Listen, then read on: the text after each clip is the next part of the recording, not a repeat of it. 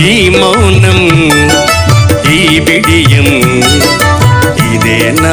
ఇదేనా చెలియ కానుక ఈ మౌనం ఈ బిడియం ఇదేలే మగువ కానుక ఈ మౌనం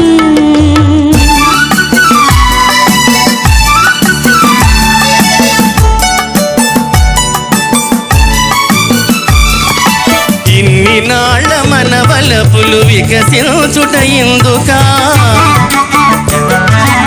ఇన్ని నాళ్ళ మన వలపులు వికసించుట ఎందుకా